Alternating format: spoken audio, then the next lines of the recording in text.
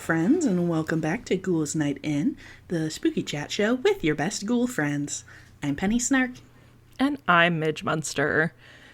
And Penny, I believe it was at the end of your Death Becomes Her episode from a couple weeks ago that I mentioned that I would be doing an upcoming episode about something that I could not believe I had not yet covered on Ghouls Night In.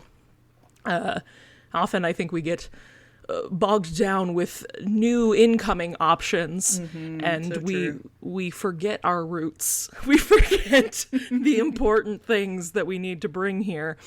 But some of you who follow along with me online may have seen that I got a new tattoo last week for my favorite childhood book series. And so we're going to explore the woeful world of Lemony Snicket today and get into a series of unfortunate events. Fab. Now, before we do anything of substance in this episode, I just need y'all to let me have my moment. Okay? Okay.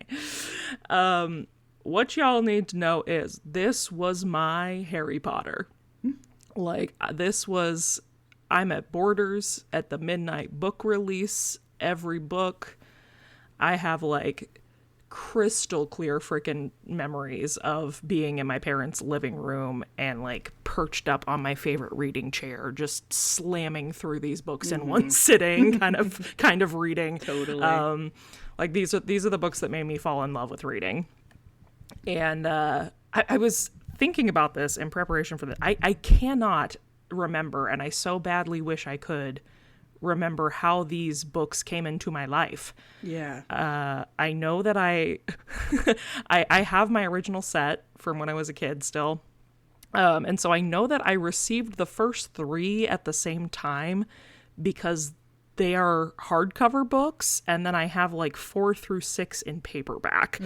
So I know I got that first chunk as like a set, but no idea if they were like a gift from my parents or a family member. No clue how they came into my life. But I know they quickly became a household name for me, and I was all in from the first book.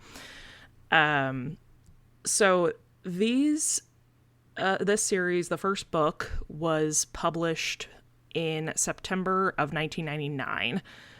So I would have gotten them sometime in the following year, in 2000, when after the Wide Window came out. So I would have been 7 years old. And when we talk about goth breadcrumbs, I can trace almost every single weird thing that I am still obsessed with as an adult back to these frickin' books. Yeah. Like, all roads lead to Snicket. So Penny... I was curious here because I don't know that we've like talked in depth about this ever, and you would have been like around 10 when these came out. And I wonder if you had the same experience, because I feel like I was the like perfect age where the size and tone of the books grew up with me, but I think you might have been like just enough older than me that maybe it didn't hit. I don't know. What was your experience here? I have read a few of the first couple, but it definitely was like right on the edge where they were a little young for me at the time. Because I'm sure this will surprise no one, but I read very much above my grade level. Well, and that's I was thinking that too. Yeah, so I was no way. Yeah, I was a little bit older, and I was already kind of like eager to get into balls deep in Anne Rice by this point. Right. I was already eager to expand my reading, so I'm definite. So I think I've read the first 2 or 3, and like I definitely remain kind of aware of the series, and I've seen like I am friends with lots of people who are very into them, so like I'm kind of familiar with how it portrayed, but it definitely wasn't quite the same kind of like breadcrumb moment for me. Sure, and that's I think because there's such a difference between age like 6, 7 and age like 10, 11.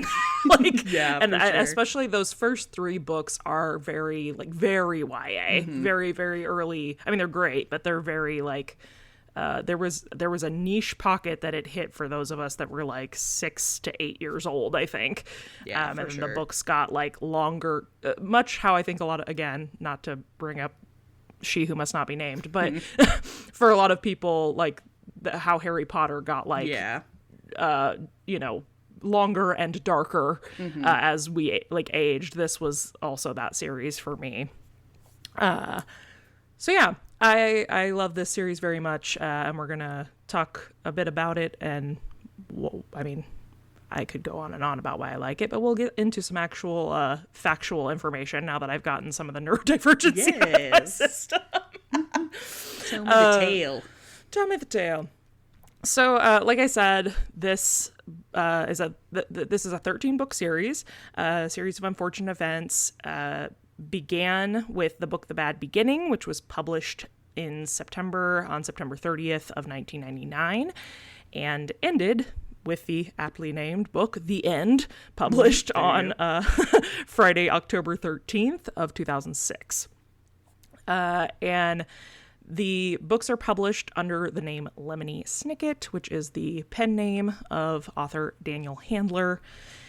And if you have read the books, you know that Lemony Snicket himself is the narrator of the books, and also kind of becomes this interwoven character in a way as the books go on. But why the pen name? How did that happen? Yes. I do remember being extremely fascinated by that, because like I already wanted to like be a writer at this point in time. So like the thought of like kind of writing under this like kind of characterized pen name was extremely intriguing to me. Yeah, absolutely. And it has a very funny little story here. The legend is that Handler first came up with that pseudonym while doing research for his first novel, The Basic Eight. And for that novel, I have not read that book. I don't know a ton about it, but the gist of it is that a school-aged girl kills a school-aged boy, and they like he focuses a lot on how the media responds to violent events. And so through that, he like needed to contact a bunch of like right-wing organizations as research for the book. He was gathering their materials and things, but he didn't want to end up on their mailing lists. So he tells the story that like he was calling into this one organization and the woman asked for his name, and in the moment he was like, oh shoot, I shouldn't like give my name. Yeah. And the words that came out of his mouth were Lemony Snicket. And he was like, I had no connection to that before this. Like, that wasn't a name I had ever thought about. It just was what came out of my mouth. And he said the woman, he said like that he had a moment of being like, oh, that was so stupid. That's like not a believable name at all. And the woman just responded, is it spelled how it sounds? And he said, yes. And then he said, read that back to me. So that was how the spelling of Lemony Snicket happened. I love it. And I love that origin story. R.I.P. Lemony Snicket. You would have hated MAGA. But this, like Penny just mentioned, this was like a really fun element of these books that I feel like I definitely hadn't seen before, and I feel like hasn't been done super similarly since then. I had the opportunity to go see Daniel Handler live in 2017. He was on like a tour with Mid-Continent Public Library during the release of the Netflix show. And what's really fun when he appears live is because Lemony Snicket is a pen name, he is obviously not Lemony Snicket. That character is very well detailed in the books. Not well but you like know who he is, and it's not this man. So so Daniel Handler always appears as a like representative for Lemony Snicket. And I just as a fun silly personal anecdote, so when he does these shows or live talks, he starts the show sitting in the audience, and the like people running the gig will be like, "Oh, Lemony Snicket can't be here today. We've just received word." And then Daniel Handler's like, "I'll do it." So he's always sitting in the audience to start. And when I went to the show, I realized pretty quickly that he, like, before anything had started, that he was sitting in the seat behind me. Ooh. And so there is a, I will send this to you, Penny, so we can use it on the Instagram if we want. But it's, I have the most insane selfie of me looking just like I'm about to pass out from joy, it's me, and you can just see him like in the corner right behind me. Oh, yes. I was so excited. But yeah, he's a goof. The live shows are fun. He was quite a character. And I will say, we will get into this a bit later. Like anything, we can't have nice things, and Daniel Handler has had some of his own stuff. Wow. So we will address that for those maybe listening now and being like, hey, didn't he do some shitty stuff? Yes, he did. But we're going to focus on the art for the moment. Yes. But he had not thought of writing for children before Series of Unfortunate Events. And like I said, that first book featured children but wasn't written for children. And it had been denied by the first publisher that he submitted it to, and one of his friends worked for that publishing company, and she mentioned to him like, hey, I think maybe you should try writing a children's book. And he was like, I haven't really thought about that. I don't think that's really for me. And he kind of like, as a joke almost, said that he had been toying with this idea of a gothic novel that kept falling apart and he couldn't like quite get it where it needed to be. And he was like, well, maybe I could try telling it through the lens of these children growing up in like awful circumstances. And she was like, yeah, you should do that. Yeah, sounds good. And he talks a lot about, in early interviews, like how he kept waiting for people to be like, why would anyone publish this? This is not like, this is not for kids. This is not good. But I mean, you and I talked about this in our Ruined by Goosebumps episode. Like, I think he hit that perfect pocket where like horror for kids was really the MO. And we were in some ways treating children like adults for the first time ever. And so in like literature sense in this, like in YA literature. Yeah. And so, it ends up being a huge success. It sold 60 million copies. Pretty good. Pretty darn good. So, yes, what is this series about? If you have not read it or if it's been a long time, it follows the 3 Baudelaire orphans who the first thing that happens in the book are they find out they have been orphaned by a horrible fire in their childhood home. Their mansion has burned to the ground and their parents have perished in the fire. And they are all children, obviously, not of age, so they have an enormous fortune left to them, but they are not old enough to do anything about that yet. So they are sent to live with their next of kin, supposedly, one Count Olaf, who is one of my favorite villains in all of anything ever. And he is a bad, bad man who wants to off the children and take their money. And he spends the next 13 books scheming up new ways to try to kill these orphans. Some nice soft children's literature. The things I loved about this series, one, you have really great main characters. I loved Violet, Klaus, and Sunny are the 3 children. Violet is a very smart, like, independent young woman. She's the oldest, and she is an inventor, and she spends most of her time throughout the books coming up with like fun mechanical inventions to get them out of weird situations. The second youngest, Klaus, is a really like he just devours books. He's a reader. He's read everything, and he has just immense knowledge from reading. And then and then my hero, Sunny Baudelaire, who is a baby, and all her superpower is that she bites things. And that comes in handy in way more ways than you would think. She's got sharp baby teeth. So really, really cool kid characters. And then, like I said, Count Olaf is just a supreme villain. Lots of fun, like Scooby-Doo, like disguising himself in every book. He's some new character, but you know it's him. And it's also just a fun, I don't know if fun's the right word, but the books have a very absurdist tone. Yeah. And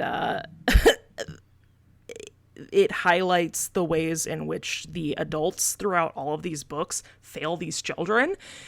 And I think, you know, something that was very successful about these books is that it leans into like being like, hey kids, the world is not great and people are not always going to be looking out for you, and highlights the ways that like adults do not listen to children. And even though in these books it's kind of like haha tee-hee, I think there's some very serious real world ways that applies right now. And so it's very just different tonally from a lot of the literature we saw in that time frame. Also, it is not ever specified what time period these books take place in, but they are violently Victorian. Yes. The Victorian vibes are incredibly strong. They are so Victorian. You know, it's not the Victorian era because there's like cars and computers and like there's all kinds of like technology. So I guess in some ways, I don't even know if I'm surely that term was like coined in the early 2000s, but it's very almost like steampunk in that sense, that there's a lot of like modern tech with Victorian sensibilities. Yeah. And so, lots of, again, just things that I'm now like, oh, this is where my obsession with like this, that, and the other thing come from. Also, something I really love about these books is the way, like the writer's voice. Like I said, Lemony Snicket is the narrator as well as, quote, the writer. And he is telling the story from like his perspective as he's trying to also solve the mystery along with the readers of like what happened to their parents, what's going on with this secret organization that unfolds throughout the series. And so you're kind of getting this third person perspective where, you know, he's an adult, but he's trying to make sense of these kids' lives. And something I really liked about it too is that hella vocab, just like vocab out the butt. I feel, at least personally, I feel like these books were written in a way that didn't talk down to children that were reading them. And so I really love that there's a kind of running bit throughout all the books where he'll use a really big word and be like, a phrase which here means, and just like define it for you, which I think was a fun thing that, for me, at least as a kid, like encouraged that curiosity of like, wow, reading can be fun and also like teach you so much, you know? Totally, yeah. Learned a lot of words from this series. Where am I going from here? That's such a great question. Such a great question. Well, I was going to say that I was going to ask you if you had a favorite book in this series, if you had read it, but also I'm realizing you haven't. So yeah, sorry. No, that is a-okay. I'm going to keep rambling for that reason. Please do. So what's your favorite book in the series, Midge? Well, speaking of like things that just I became obsessed with when I was older, and I'm like, oh, that was this. One of my favorite books is The Wide Window, which is the third book in the series, and I think most people are at least familiar with this particular because it was featured in the first film. And I think a lot of people like no Meryl Streep's portrayal of the Aunt Josephine character from this book. But this is my obsession with like seaside like horror. It comes from this book in particular. I also like became really obsessed with the idea of leeches because of this book and like leeching and the just the setup of Aunt Josephine's house being on stilts over this lake is like imagery that I think as a kid I was like, whoa. So I love that book. And then my other favorite is the ninth book, which is The Carnivorous Carnival. And again, I became really obsessed as an adult by like sideshow acts and weird carnival stuff. And we covered that really early in Ghouls Night lore. Yes, we did. And I only recently was like, oh my God, it was this book. It was this book that did that. So coming out of Carnivorous Carnival, that brings me into my next little bit about this, which is much like the success of Goosebumps can be equally attributed to R.L. Stine's writing and the cover art by Tim Jacobus. I feel like you cannot talk about a series of unfortunate events without talking about the illustrations of Brett Hellquist. The art of both the covers and inside of these books is something that is so near and dear to my heart. Daniel Handler has credited quite a lot a previous subject of this pod, Edward Gorey, as being a large influence on him for this series. And I feel like his choice to bring Brett Hellquist on for this, you can really, really see the Edward Gorey influence in Brett Hellquist's illustrations. A lot of the interior pictures in the book have that black and white, sketchy, special nib style. Special nib style art. And it's definitely one of the things that drew me to the books early on as well was the art style. And so The Carnivorous Carnival is the ninth book. I recently got my tattoo that is from this book, and it is a later introduced to the series character by the name of Esme Squalor. Great name. Very good. But she's kind of a co-villain later in the series. And I got a tattoo of my favorite illustration in the series is from the ninth book, chapter 8. Yes. And it's Esme in her little circus dress with a sash that says, "I love freaks." And that is one of those images that was just burned in my brain. And I remember being very, very young, too young to be thinking about tattoos and being like, I want that on my body. Yes. And now I have it, and that makes me very happy. So, of course, outside of the series, there have been many companion pieces to this. There were also books outside of the series that were released like while it was going on. There were companion books that explored like the background of VFD, which is the secret organization that the orphans are trying to unmask what is happening there. There were like video games. There were some non-video games. There's a parlor game called the Perilous Parlor Game that was released early on. Very Victorian. Very Victorian, exactly. And then, of course, as I have already said, there was a movie and a Netflix series. In 2004, the movie was released. And most of the books were already published by this point, but not quite the full series. But they let me start by saying I actually really love this movie. I remember vividly like seeing it in theaters and being the most excited I'd ever been, because also I think this is probably my first experience with reading a book that got adapted into a film. Yeah. So I was very, very hype about it. But they do cram the first 3 books into one, 90-minute film. Yeah, that's tough. Yeah, and it was definitely a disservice in that regard. Daniel Handler has since had a lot to say about this, because he was brought on, which this isn't uncommon, this happens, but he was brought on to work on the screenplay, and he did several like versions, and then they ended up firing him and bringing on somebody else to write it.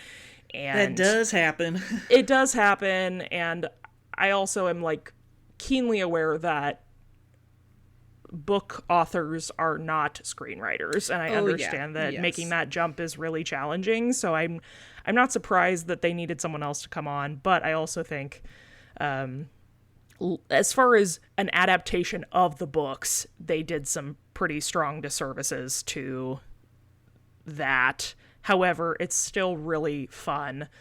Jim Carrey is a great Olaf, and it was the right, to me, like the right tone for this piece when it was made, because it is more like, I would attribute this to like the Spy Kids era of film. Sure. Like it's like serious, but it's lighthearted. It's funny. Like I said, Meryl Streep plays Aunt Josephine, which is she's fantastic.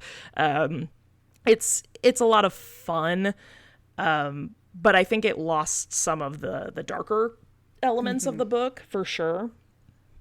So then we get the 2017 Netflix series, which, holy hell, I have never been so insufferable as I was when they announced this was coming out.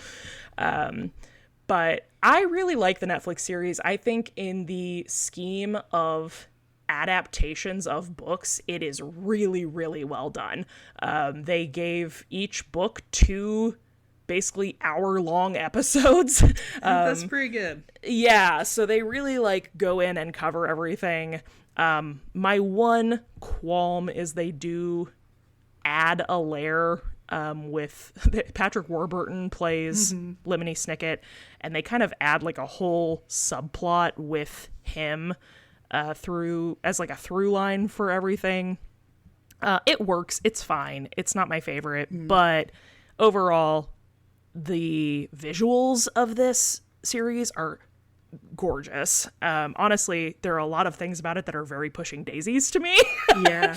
Like that very vibrant, like crazy, and like everything matches, that kind of Wes Anderson but make it creepy kind of vibe. Totally, yeah. So I liked a lot about this. Neil Patrick Harris plays Olaf. He's great. Again, they make him a little bit more like silly goofy than I would have liked, but overall, this gets the Midge stamp of approval. So the final thing I want to talk about, the final companion thing, is that, like I said, we got books, we got movies, we got TV shows. My personal favorite companion piece to the books is a musical album that is by the band The Gothic Archies. This band did the music for the audiobook versions of Series of Unfortunate Events. And there is an entire album under which Daniel Handler plays the accordion on all the songs, because he is an accomplished accordion player. There you go. And these songs slap, like dead ass. They are so good. It's very like dark cabaret, weird. Ooh.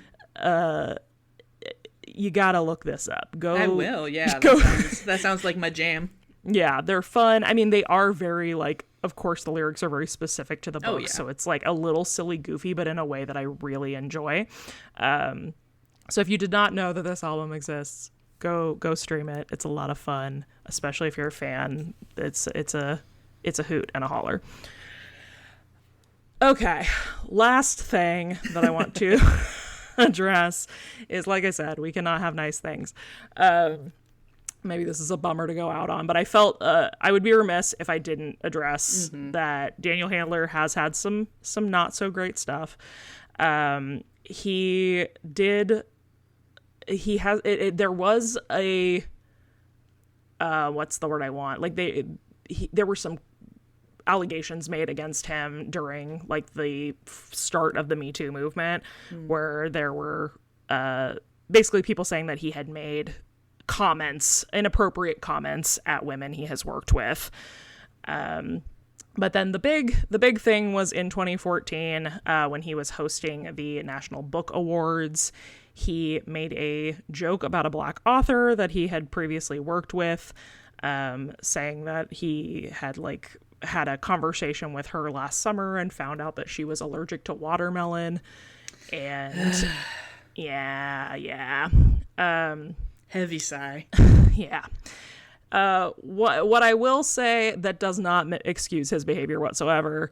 But in a world where a lot of people double down on their bad shit, he did apologize immediately and flat out was like, I made a racist joke and that sucked. And he donated $110,000 to the We Need Diverse Books project.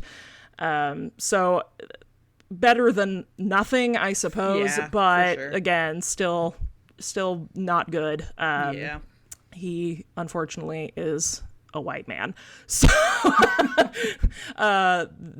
this is one of those classic things of kind of viewing the art and the artist. Can we separate them? I'm not one to say, but that is unfortunate, and I really wish that we could have people make things and not suck. Right. That would be so nice. Wouldn't it be nice? But yeah, this book series was it was very, very important to young Midge. I am very happy that, 2017 was not that long ago. I'm really happy that even as an adult person, I've gotten new ways to enjoy and appreciate this media. And I know even just from posting when I got the tattoo, a lot of people have been like, oh my God, this series was my favorite as a kid. So I would love so much to chat about it with any of you who this was a formative piece of media for you. 'Cause it, like I said, it's funny how many times in the last year I've been rereading them as an adult now, just for nostalgia's sake. And it's funny how many things I'm now oh my God. That was in your Oh no, it's all here. But that is Series of Unfortunate Events. Thank you all so much for listening. If you would like to chat with us about this or any other formative pieces of media that you had growing up, your own personal goth breadcrumbs, you can do that by joining us over on our Discord channel. You can find a link for that in our show notes or in the description. Nope, that's not what I want. The bio, thank you, on our Instagram page. And if you would like to follow us over there, you can find us at Ghouls Night in Pod. You can also leave us a rating or a review wherever you listen. And if you cannot leave a review, you can always send that to us on that Instagram as a direct message, and we will most likely share that right here live on the air, because we are currently we out. love to do it, and we can't because we don't have can't. We're fresh out of hot reviews. So please, submit those wherever you can. Those really help us find new people, and we enjoy hearing from you. If you would like to keep up with me and see my tattoo, you can follow me over on Instagram at Midge Munster. And if you are looking for me, you can find me at Penny Snark. And until next time, goodbye.